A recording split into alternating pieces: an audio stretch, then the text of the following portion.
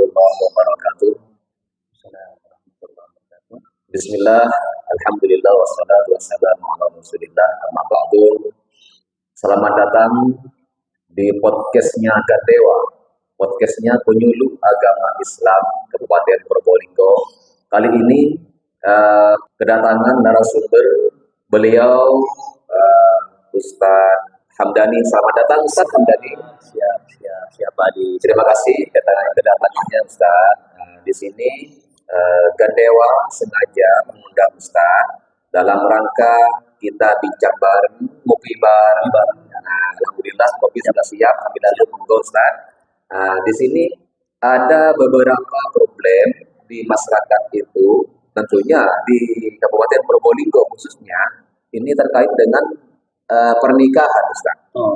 Di antaranya yang perlu kita kupas tuntas itu adalah pertama syarat nikah.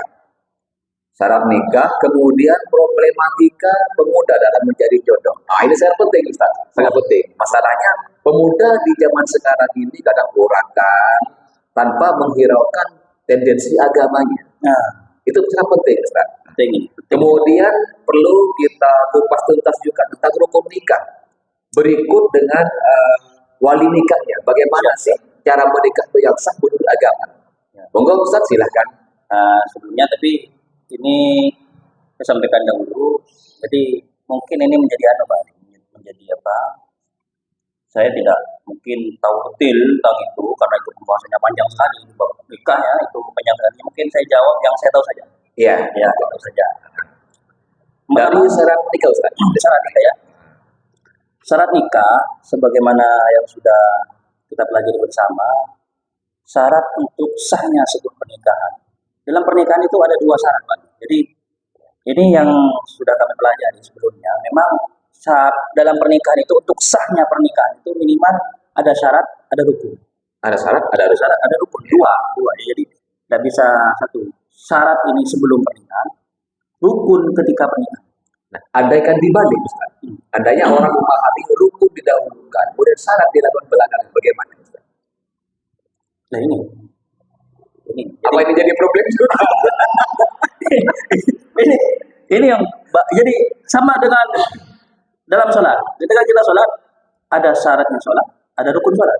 Ada rukun sholat. Jadi kalau rukunnya dipenuhi, syaratnya tidak, Anda masuk. Apa nanti itu membatalkan dalam sebuah pernikahan ketika syarat lengkap Ustaz? Bisa.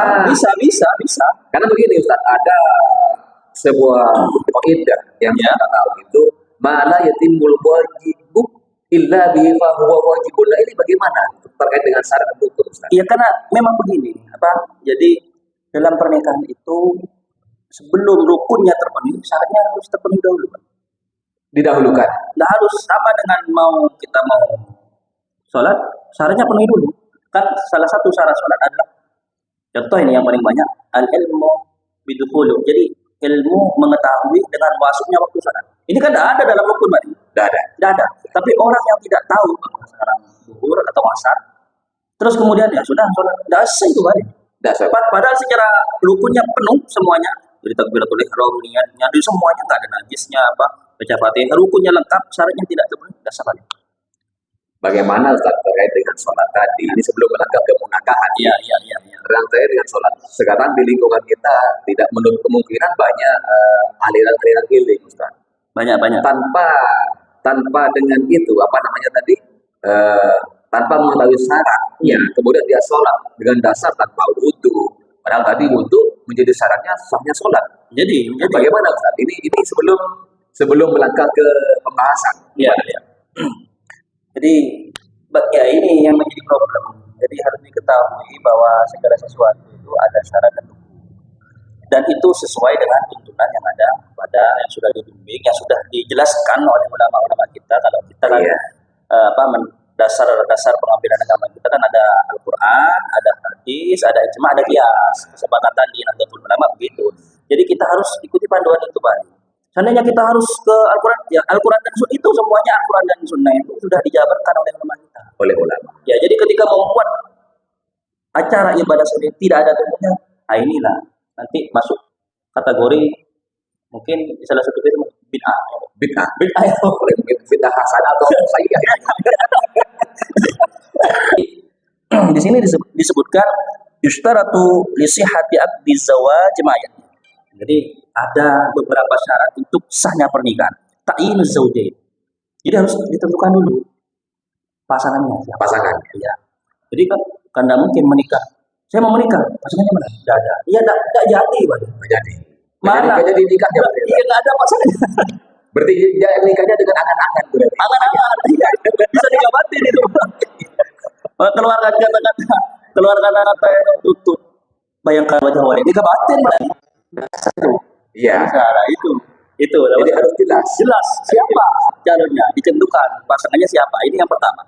Yang kedua yang harus terpenuhi syarat sahnya nikah itu untuk sahnya sebelum akad nikah ini. Karena ketika akad nikah syarat-syarat ini yang sudah terpenuhi gitu. Harus terpenuhi. Ya, sama kita dengan mau ke KUA tadi. Dan sebelum diakad ke KUA N1 sampai N itu digarap dulu. Oh, selesai harus dilengkapi. Iya. Ya. Apakah sah? Walaupun akadnya nanti sah balik, itu akad di KUA sah. Dia akad di wali ada, mahar ada. Tapi N1 sebelumnya ada surat-surat ini kan administrasi tidak lengkap dakwah nikah, Pak. Betul, Ustaz. Betul. Kalau dibandingkan dengan nikah siri bagaimana Ustaz pandangannya? Oh, Apa harus lengkap seperti itu juga? Enggak, ini secara konteks saja untuk mengeluarkan buku nikah di KUA. Oh gitu. Jadi ada formalitas seperti itu. Jadi formalitasnya ada syarat yang harus terpenuhi sebelum akad nikah. Ketika akad nikah dipenuhi ada wali ada dan lain-lain ini baru dikeluarkan buku nikah. Itu kan prosedur, Pak. Prosedur. Sama saja sebenarnya dengan ini di agama kita ada syarat Iya. ada buku nikah. Nah ini yang sangat menunjukkan ini. Jadi yang pertama harus ditentukan dahulu pasangannya. Jelas. Siapa calonnya. Oke. Jangan moro-moro pas siapa calonnya? Kamu sudah sini. Tuh, kan nggak bisa ini. Karena kan satunya masih belum. Apa itu tidak sah nanti Ustaz ketika diadakan itu? Ya kalau dia mau kemudian mau itu kan sudah ditentukan sah. Kalau dia pas udah lah ketemu apalah istilahnya kata orang Madura itu mutemu. Ya, itu dasar. Iya. Nggak bisa. Gimana kalau dia nggak bisa? Sama seperti membeli burung yang masih terbang. Saya mau beli burung, mana burung itu terbang? Nggak bisa. Itu yang pertama. Jadi harus ditentukan pasangannya. Yang kedua, ridho zaujain. Ini yang menjadi sangat ini yang menjadi perdebatan antara ulama. Ya, walaupun nanti ada yang mengatakan walaupun dipaksa oleh orang tuanya bisa, tapi juga ada pendapat yang tidak sama. Ridho zaujain. Jadi pasangannya itu pasangan baik pihak suami atau pihak istri itu harus sama-sama rela. Calon suami dan calon istri. Iya. Oh iya. Harus rela. Ya mungkin nanti ada dipaksa oleh walinya kemudian harus ikut lah. Sudah akhirnya ya mau lah. Tetapi yang menjadi masalah ketika ini pada mau kemudian terjadilah nanti bisa terjadi perceraian dan lain-lain. Nah, begitu Ustaz. Ini terkait dengan tadi ya, syarat yang ketiga, ridho zaujain. Nah, ini ada persepsi di budaya kita, di budaya kita itu kan begini. Ketika orang perempuan, seorang anak perempuan masih belum pernah bersuami sama sekali, nah itu konon ini budaya kita kan, itu harus ditentukan oleh orang tua kita. Padahal si anak betul itu. Nah ini gimana solusinya? Jadi ini perkara tentang harus ridhonya suami dan istri ini menjadi juga khilaf di antara ulama. Ada perbedaan, ya, ada khilafiyah. Jadi kenapa ini dimunculkan menjadi syarat? Kita takut ketika ini memang sudah benar-benar tidak mau, sudah ada niatan ini. Jadi nikah itu kan untuk selamanya. Untuk selamanya tidak ada. Saya nikah untuk 2 tahun, dasar nikahnya Pak. Artinya berbatas waktu. Dasar. Saya nikah 2 tahun tidak bisa. Oh, berarti ini beda dengan wakaf. Beda. Jadi itu. Nah ini permasalahan. Jadi kalau kita itu menikah itu untuk selamanya. Jadi yang dikhawatirkan oleh ulama kita itu, makanya diharapkan entah nanti prosedurnya alot atau endingnya Ridho. Jadi jangan sampai ketika dinikahkan itu ada niatan ini. Ya sudah nikahkan saya, tapi saya kira 2 tahun berikutnya 1 tahun. Ini tidak seperti ada kaul nggak sah itu Pak. Tidak sah. Kalau dilihat dari maslahatnya memang sangat luar biasa Pak, karena kan agama ini datang untuk membawa maslahat. Masalah. Betul. Kan tidak mungkin ketika perempuan itu hamil atau masih ingin melahirkan ditinggal begitu saja broken home, atau nanti terjadi macam-macam, atau nanti malah nikahkan saya tapi nanti saya tengkari dia, kan mudarat ini Pak. Mudarat yang ada. Jadi maka harus ada kerelaan. Oh iya. Entah itu bagaimana, kan orang dahulu itu menikah kalau kita kaji memang dipaksa, Nah, tapi endingnya ya sudah. Kan itu. Nah, ini mungkin yang dimaksud oleh pemerintah kita. Ya, bahwa dalam hal ini Kementerian Agama melarang orang menikah siri. Nah, gitu Ustaz ya. Nah, betul. Karena tidak ada rito dari keduanya. Kan Ya, gitu, Ustaz. ya. Khawatirnya ketika sudah menikah, ini dalam konteks kawin siri. Kawin siri. Nah, nikah siri ya. Mungkin sudah hamil, ditinggal. Nah, yang motoran yang ada. Itu mungkin masuk ke rito soje. Selanjutnya kan? Nah ini, jadi ini menjadi penting karena berkaitan dengan kelanjutan pernikahan. Kelanjutan pernikahan. Berikutnya al-ijab minal wali. Jadi yang harus dipenuhi itu al-ijab yustaratu li sihhati aqdin nikah, yang berikutnya al-ijab minal wali. Artinya ada apa ya? Ijab atau merelakan anaknya dari wali. Dari wali. Dia harus diridhoi oleh walinya. Gimana untuk wali itu mau mengijab anaknya kalau dia itu tidak mau menikahkan? Betul. Walaupun dia hadir, tapi dia nggak mau mengijab, nggak bisa. Betul. Betul, ya kan? Terkait dengan ijab dari wali kan? Ijab dari wali. Semisal ada memang tidak mampu, ada sisi keagamaan, misalnya wawasannya mungkin sedikit lah, kalau si wali tadi di apa namanya kan? Diwakilkan, itu boleh kan? Boleh. Yang penting ada apa ya istilahnya, ada keridhaan dari pihak wali. Karena pernikahan itu bisa lanjut asalkan walinya. Wali mau untuk menikahkan anaknya bisa, tapi kalau wali tidak mau, sudah tidak bisa. Tidak ada mau dicari di dalam hukum agama Islam sampai ke detail-detailnya, tidak ada itu. Pernikahan, walaupun dicari nanti ke itu larinya ke pendapat yang itu apa ya, pendapat yang tidak baik lah, kecil, dan itu banyak ditentang oleh ulama. Tanpa ijab seorang wali dari wali nikah seorang perempuan itu tidak sah lah nikah. Tidak sah, karena yang mempunyai hak untuk menikahkan seorang perempuan itu walinya. Jadi atau tidaknya pernikahan wali yang menentukannya. Jadi untuk lanjut tidaknya wali. Oke. Itu. Berikutnya syahadatu syahidain. Jadi ada saksi. Ada saksi. Jadi sebelum pernikahan dimulai ada saksi. Iya. Jadi jangan masih mana cari. Gimana pernikahan itu? Penuhi dulu, saksinya ada. Nah, terkait saksi Ustaz. Terkait saksi. Misalnya ini nikahnya dadakan misalnya. Tadi kan karena ada keridhaan dari kedua mempelai, calon mempelai ini. Terus saksinya dadakan kita cari. Bagaimana Ustaz? Asal jemput di sana, jemput sini. Ini gimana? Saksi itu kalau kita cari kategorinya itu harus syahadatu adil. Jadi orangnya itu harus adil, harus jujur dan bisa tanggung jawab. Bukan berbohong, karena dia nanti akan menjadi saksi ketika ini mempelai terjadi sesuatu, benar nggak ini pernikahannya, atau mungkin ada sidang di pengadilan, benar nggak ini pernikahan. Jadi bukan orang bohong. Nah, ini satu kasus Ustaz. Mungkin ini pernah terjadi di kalangan kita, di kalangan para penyuluh yang notabene sudah ini Ustaz dalam tanda kutip ini sering menikahkan. Nah, sering menikahkan. Ya, atas perintah kepala KUA. Oh iya, tentunya iya. Nah, ketika sudah kita, teman-teman kita yang di luar sana mungkin sempat ada tugas oleh kepala KUA masing-masing, kemudian menikahkan, dan di sana karena ada problem atau dalam konteks majelis nikah itu ada permasalahan sedikit, kemudian terkait dengan saksi ambil seadanya. Bagaimana? Ini kan saksi itu untuk syarat sahnya pernikahan minimal dua dari golongan laki-laki. Kalau perempuan boleh enggak? Nggak bisa. Jadi walaupun saksinya perempuan itu 20 orang nggak bisa.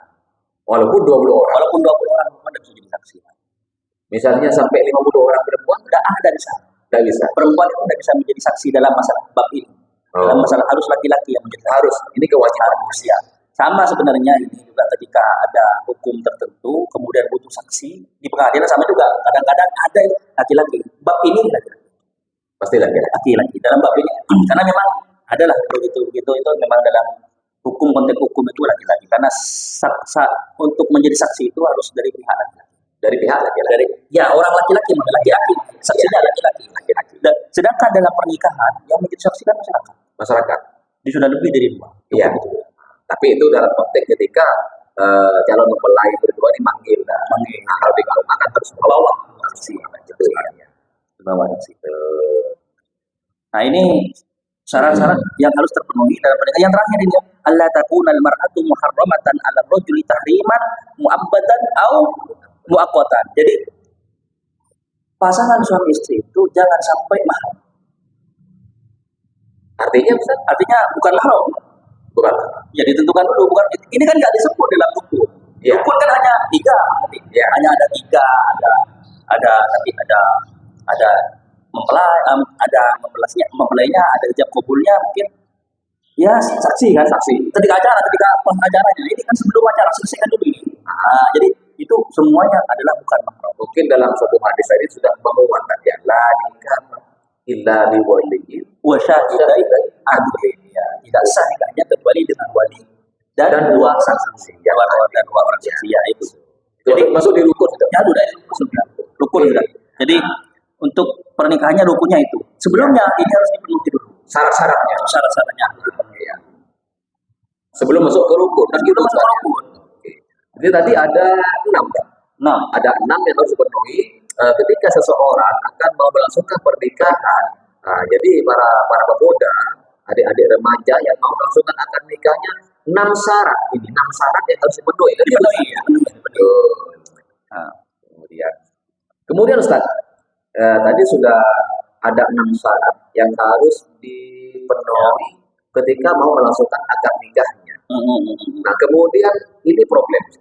Problematika para pemuda sekarang itu dalam mencari jodoh itu bagaimana solusinya? Karena para pemuda sekarang, adik-adik remaja, kadang dia itu cari jodoh lewat media sosial. Kadang sekarang ini baru-baru ini kan sudah booming kotak jodoh. Nah, dan banyak lagi aplikasi kotak jodoh. Nah, itu bagaimana carinya seperti itu gimana Ustaz? Jadi mencari jodoh sembarangan sudah. Sembarangan lah. Yang penting dapat jodoh. Atau enggak, bukan sembarangan. Kadang di televisi kan ada kotak jodoh, dijodohkan itu adanya. Kan di satu media. Artinya si laki sudah pengen bernikah. Kebelet. Jadi udah kebelet sudah dia. Si laki ini udah, si perempuan sudah, saya nggak nemu, udah siapa aja yang nemu cocok. Bismillahirrahmanirrahim berangkat. Bisa, ya bisa. Nah jadi kebanyakan problem sekarang itu karena mungkin saya sampai punya teman. Ya, teman saya itu saya tanya, nggak mau nikah, Ustaz. Dia bilang begini, asal ada perempuan yang mau, siapapun nikah. Asal ada perempuan yang mau nikah. Nah ini yang bahaya. Ini yang sakit sulitnya ini sudah. Ya, ini yang bahaya sebetulnya. Ketika tadi disebutkan dalam syarat tadi, bukan muhrim. Muhrim kan? Bukan muhrim.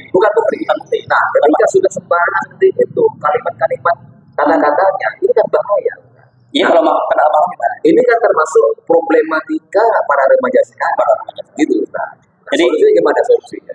Ya, repot sih kalau mencari solusi dalam pernikahan karena pernikahan itu kan termasuk kadang orang ngebet belum dapat. Kadang sudah nggak terlalu ngebet dijodohi. Ngebet cari salah orang. Nah ini repot, salah orang putus. Ini ketika putus ujung-ujungnya cerai. Ketika di PHP semua cowok sama saja. Ini semua akhirnya status Pak. Semua cowok PHP sama saja dan tidak baik. Itu tidak semua orang. Itu akibat salah pilih pasangan. Tapi Ustaz begini Ustaz, di era digital sekarang ya, tidak sedikit para pemuda ini sering kita jumpai mungkin Ilham Dhani juga menjumpai mungkin salah satu masalah dulu lah bisa jadi lah itu mencari jodoh kadang kita mau di Facebook di TikTok kata live TikToknya gimana Ustaz? Nah, tapi di sana mungkin ada rite keduanya juga gimana sebenarnya kita mencari jodoh dimanapun itu boleh-boleh saja, Pak. Tapi ketika akad nikah dipenuhi syarat dan rukunnya itu saja. Jadi bebas dia. Cuma begini, Rasulullah itu menggambarkan kriteria jodoh. Kriteria jodoh yang bagus untuk menjadi pasangan kita. Jadi pasangan. Jadi sekarang itu bukan kriteria apa ya, hanya perempuan saja. Kan sekarang ada mendiskreditkan perempuan. Nah, Iya. sama perempuan juga bisa dipakai ini untuk menjadi jodoh calon suaminya. Jadi ini masuk ke kategori kesalahan gender. Iya, gitu. Gitu. Pak istri ini juga mencari yang bagus juga. Makanya kenapa di dalam ajaran kita itu ada yang namanya istilah sekufu. Jadi pernikahan itu harus sekufu. Nah, artinya apa? Artinya kesetaraan gender itu, Pak. Nah, Cuma bahasanya kurang umum saja. Artinya kemudian perempuan harus menerima. Enggak begitu. Islam itu enggak begitu. Makanya makanya sangat dianjurkan, diharuskan kalau perlu mencari pasangan itu sekufu. lebih lebih pada globalnya. Sekufu itu yang bagaimana? Sekufu itu yang sepadan. Yang sepadan. Kalau pejabat ya pejabat, Pak. Ekonominya sama, tekanan sosialnya harus sama. ya harus sama. Artinya apa? Artinya ya biar ya kalau bisa laki-laki lebih tinggi. Lebih tinggi. Kalau nggak bisa mentoknya sama. Sama. Jangan sampai Dari segi pendidikan, Sir, ya sebenarnya ini anjuran saja, Pak. Anjuran saja. Jadi tidak paten, tapi cuma dianjurkan sama. Ya. Sekufu. Jadi sama. Jadi tapi ini kan kalimat sekufu tadi kan standar dari Rasulullah. ya, jadi istilah mungkin ini diintisari, digali oleh ulama-ulama kita dari apa yang disampaikan oleh Rasulullah. Makanya dalam bab nikah disarankan untuk sekufu. Kalau nggak sekufu sah tetap. Yang penting syarat dan rukunnya dipenuhi. Cuma dianjurkan istilah anjuran itu tadi itu ibarat dengan dianjurkan. Kalau kita dianjurkan kan di awal Pak. Dianjurkan Tidak wajib. Dianjurkan kepada teman-teman untuk makan di koperasi. Kalimat dianjurkan, jadi walaupun nggak makan kan tidak harus. Cuma mungkin kalau makan di koperasi lebih higienis, lebih terjaga dari racun, mungkin lebih sehat atau barangnya. Betul. Tadi sudah Ustaz, syarat nikah sudah, tadi problematika ya inilah. Nah, ya ini juga Pak, ini juga yang saya sering temukan. Jadi kembali ke kriteria tadi itu, makanya ini kan belum tadi kriteria untuk pasangan itu. Ya, betul. Kriteria ini problematika ini jadi solusi lah. Ya. Jadi ketika kita menjadi pasangan kita masuk enggak dalam kategori ini. Ya. Makanya tungkahul mar'atu dan baiti ini disebutkan perempuan, tetapi juga ini bisa juga kita pandang laki perempuan untuk melihat si laki-laki calonnya. Jadi sama ini Sama-sama bisa melihat lah. sama-sama melihat dengan satu kacamata ini yang sudah disabdakan oleh Rasulullah itu tadi. Ini bunyinya begini, tungkahul mar'atu dan baiti. Perempuan itu dinikahi karena empat hal artinya. Kriterianya ada 4. Ya. Yang pertama Lidi ini nomor 1 agamanya. Jadi baik dari pihak perempuan atau pihak laki-laki, perempuan melihat suaminya beragama enggak? Beragama. Artinya dia itu bagaimana cara ingin melihat beragama? Enggak usah dilihat dari ibadahnya, enggak bisa dilihat tadi. Ya. Ibadah Privasi. Oke. Enggak bisa dilihat dari sedekahnya, kan bisa Ya, bisa sendiri sedekahnya. bisa sendiri ataupun bisa juga flexing. Ya. Ya sedekah flexing kan banyak, Pak. Jadi nggak bisa dilihat, kan bisa berbuka dua. Jadi untuk melihat agamanya cukup perilaku, akhlaknya. Karena disebutkan oleh sebagian ulama kita itu kita nggak mungkin melihat agama seorang, nggak mungkin, kayak itu privasinya dia. Privasi. Agamanya kita cukup untuk mengetahui agamanya lihat dari akhlaknya. Dan perilakunya setiap hari. Nah ini saja gampangnya. Nah sekarang beda lagi Ustaz. Di zaman sekarang ini akhlak dibuat-buat bisa loh Ustaz. Bisa. Ustaz Hamdani katakan lah. Nah, misalnya sekarang Ustaz Hamdani belum beristri. Pakai songkok kayak gini lah sampai ke alisnya lah gitu ya. Dikasih sepeda lah. Kan seakan-akan Dikasih sepeda di wah ini Hamdani santai betul kan gitu ya. Buru ke dalamnya. Bisa. Nah, ini gimana? Ini kan manipulasi agama kan. Orang menampakkan keagamaannya, keagamisannya untuk menikah, untuk mendapatkan harti. Kedok saja. Gimana Ustaz? Nah, jadi untuk melihat apa yang menjadi jadi nggak bisa dilihat satu hari. Mungkin bisa tanya kepada tetangganya, tetangga. Karena tetangga itu kan ngumpul sama dia. Survei lah. Survei lah istilahnya. Survei. Dia kan tidak mungkin kenal dengan dia dari umur 6 tahun sampai umur 30 kan. Oh iya. Tetapi tetangganya, jangan tanya ke yang kerabatnya, karena pasti akan membela. Pasti membela. Pasti membagus-baguskan. Iya, pasti. Perempuan pasti. Apalagi dia belum menikah itu. Ini bukan orang yang pasti ikut. Pasti dibagus-bagus. Pasti, karena dia itu belum menikah. Ya, betul. Dan lain-lain lah bela. Tetapi ketika tanya kepada tetangganya atau tanya kepada teman-temannya yang mungkin satu sekolah atau apa di kelas yang lain bukan sahabatnya, tanya kan itu minimal ikhtiar kita begitu. Ya. Jadi untuk mengetahui agamanya bagus atau tidak, kita lihat dari perilakunya, kesehariannya. Untuk mengetahui perilakunya keseharian yang kita tidak mungkin bersama dia, bisa tanyalah kepada orang-orang. Oh, dari mana dia bergaul, di tempatnya dia bergaul, gitu kan ya. Ketika sudah mungkin ketemu di satu pertemuan, dia minum-minum mabuk-mabukan, mungkin agamanya agak berkurang gitu kan. Iya. Jadi yang pertama li diniha, yang kedua li jamaliha. Li jemalia. Ini penting. Kecantikan. Penting. Baik ketampanan. Ketampanan. Jamal ini Rasulullah menyebutkan kata jamal. Jamal ini artinya keindahan. Keindahan. Jadi baik ini dari pihak laki-laki Perempuan atau dari pihak perempuan sama. Jadi perempuan juga akan melihat sama. Begini Pak, Sama. terkait dengan kriteria yang kedua ya, li jemalia. Gitu tadi ya. Kadang orang tampan dan orang jelek gitu kan. Iya. Iya. Sebaliknya orang perempuan yang cantik tapi dapat suami jelek gitu. Tapi kaya aja. Gimana? Karena yang membuat ganteng, membuat indah Kayaknya indah juga Pak. tapi bukan fokus pada selera. Gitu. Zaman sekarang ini orang nggak usah terlalu kaya Pak. Kekayaan apa artinya kekurangan kita akan tertutupi dengan kekayaan. Dengan kekayaan. Ini mau dibantah mau tetap berlaku Pak. Ya, masalahnya kan di sini di zaman sekarang ini orang jelek ketika sudah berpakai expander, terus lagi resiko. Jadi zaman Resiko itu. Jadi zaman itu. Jadi walaupun keluar itu mohon maaf tidak putih atau mungkin kurang keluar glowing. Langsung jatuh hati karena expandernya. Iya, gitu karena cahayanya glowing. Tapi di konteks ini, apa masuk kriteria dari harta? Masuk. Nah. Nanti harta itu yang terakhir, Pak. Jadi begini sebenarnya untuk masalah ini kan hanya anjuran. Jadi bisa diikuti atau tidak. Untuk ini kriteria untuk menjadi pasangan. Iya. Yang pertama ini nomor 1. Iya. Agamanya dilihat dari perilakunya. Ya. Yang kedua zaman keindahannya. Ini sama. Laki-laki melihat perempuan karena kecantikannya. Perempuan melihat laki-laki karena kegantengannya. Oh ya Ustaz. Karena begini Pak, cantik dan ganteng itu relatif. Kadang menurut sampean itu tidak cantik, tetapi menurut saya itu hitam manis. Itu banyak saya temuin seperti itu teman-teman.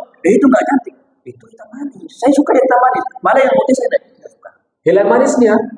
Ya hitam. Tapi jangan main-main Pak nih. Iya. Kopi hitam pahit lebih menggoda di hitam manis. Nah itu masalahnya. Makanya kadang-kadang sensasi hitam. Belajar boleh.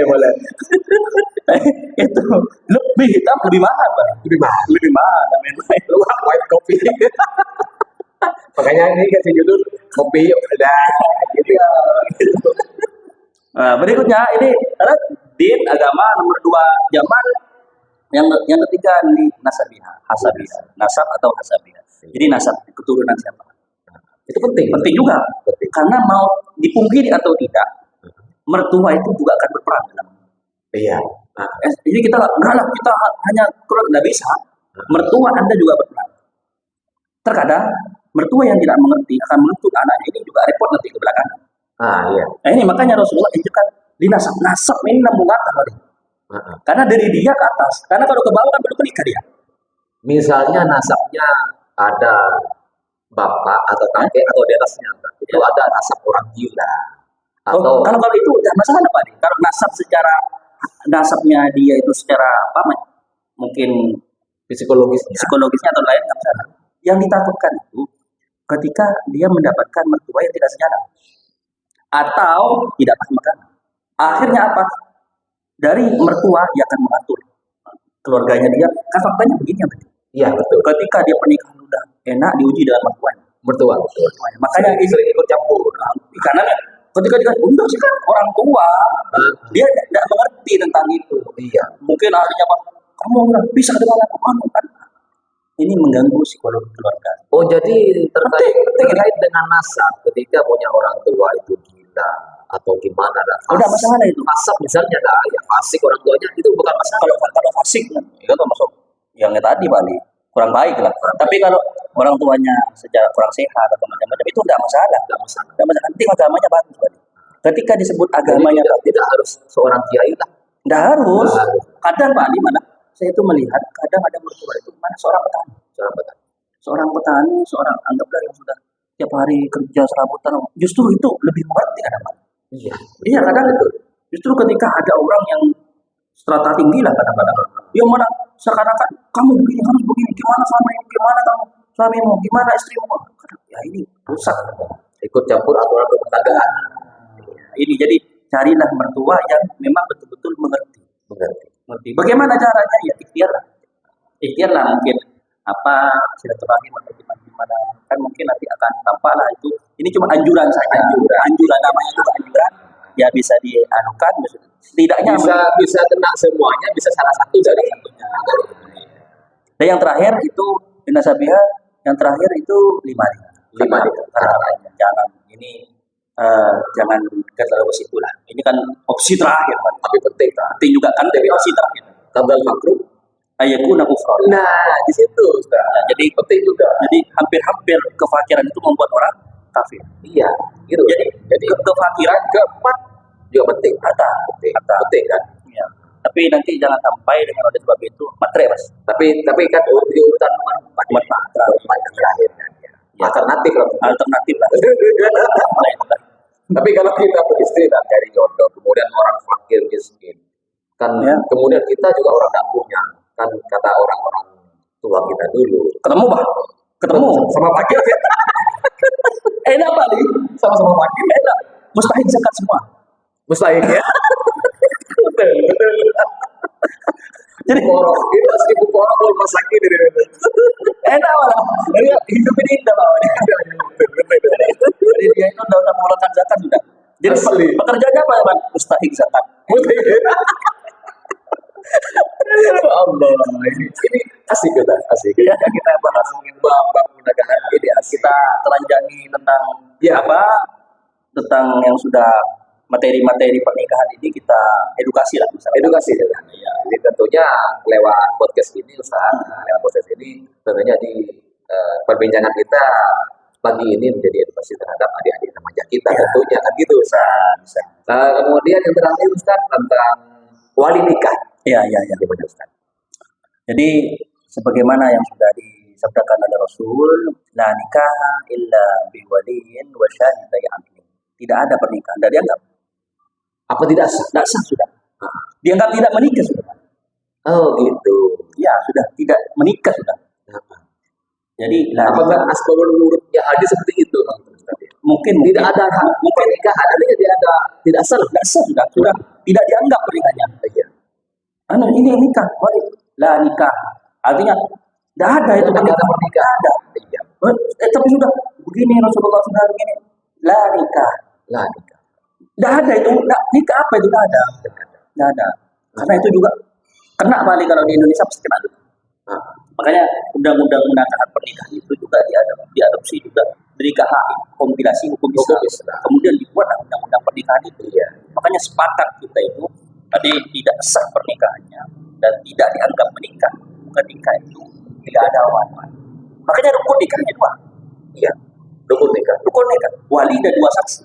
Adapun mahar itu masuk kategori apa ya Pak? Bukan rukun nikah. Bukan di syarat. Bukan. Tidak ada di syarat. Tidak ada di rukun, tidak ada di syarat. Tapi harus diingat tentang mahar. Ya. Itu kalau di tradisi kita di wilayah Probolinggo katakan ya. Di kabupaten ini kan kalau tanpa mahar itu jadi pembincangan. Ya, memang mahar itu bukan di rukun nikah, tapi bukan di rukun, bukan di syarat. Terus makanya ada mahar itu membaca surat Fatihah. Gitu. Ya, jadi dia itu ibaratnya ibaratnya tidak disebutkan di rukun nikah, tetapi kata Nabi eh, walau mahram min hadid. Menikahlah kamu walaupun dengan mahar khotam min hadid, cincin besi. Jadi tidak harus mahal, tidak harus emas, tidak harus perak, bukan ya. Bukan begitu. Makanya khiyarun nisa aqalluhunna mahar. Kata Rasulullah, perempuan yang baik itu, perempuan yang stratanya luar biasa itu yang memberikan dispensasi mahar yang paling murah untuk suaminya. Ya sudah, seikhlasnya sampean seridonya senang. Tetapi wa khiyarul rijal, sebaik-baik laki-laki adalah aktsaruhunna mahar. Artinya dia memberikan yang terbaik yang Nah, disinilah kemarin itu. Timbal baliknya begitu. Disitulah kemarin itu di materi bin-bin yang kita ikuti itu, di sana ada tarohim, kesalinan. Jadi ini menurut Nabi saya, ini yang terbaik, ini yang terbaik. Jadi seorang perempuan yang terbaik itu ketika minta mahar pada calon suami yang teringat itu dia. Bukan termurah, teringat gitu ya. Jadi kemudian sebaliknya ketika seorang calon suami mau menikah dengan seorang perempuan, laki-laki terbaik itu berilah mahar yang paling bagus. Gitu ya, berilah mahar yang paling bagus, boleh paling mahal. Karena emas 1 gram 1 juta sekarang. Kalau emas muda 300. Kalau emas kita sih murah, artinya yang terbagus lah. Yang terbaik. Laki-laki terbaik memberikan yang terbaik.